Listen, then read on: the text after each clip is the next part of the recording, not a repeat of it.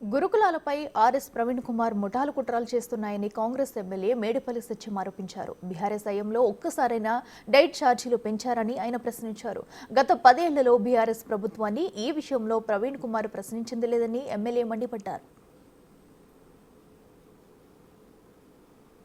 ఈరోజు గురుకులాలల్లో ఇలా ప్రవీణ్ కుమార్ ముఠా గతంలో గురుకులాల కార్యదర్శిగా పనిచేసినటువంటి ఆనాడు బీఆర్ఎస్ పార్టీ ప్రభుత్వంలో 7-8 సంవత్సరాలు గురుకులాల కార్యదర్శిగా పనిచేసినటువంటి ప్రవీణ్ కుమార్ ఇవాళ బీఆర్ఎస్ పార్టీలో చేరి ఇలా బీఆర్ఎస్ నాయకుడిగా కొత్త అవతారం ఎత్తి ఇలా గురుకుల పాఠశాలను బదనం చేసే కార్యక్రమం చేస్తున్నాడు.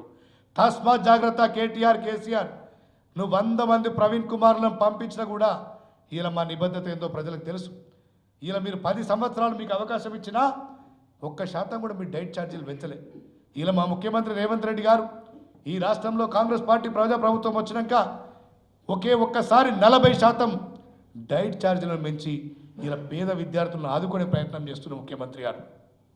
ఇలా నిజంగా సిగ్గుంటే ప్రవీణ్ కుమార్ 10 సంవత్సరాలు ఆ రోజు బీఆర్ఎస్ పార్టీ అధికారంలో ఉంది కదా, ఏనాడైనా ఒక్క రోజైనా డైట్ ఛార్జీలు పెంచిండ్రా? కనీసం నువ్వు పెంచమని అడిగినవా?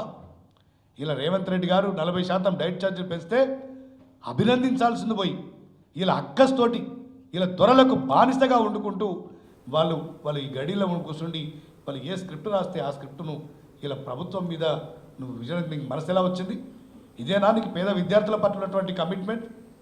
ఏ రోజైనా నువ్వు 10 సంవత్సరాలు అడిగినరా మీరు?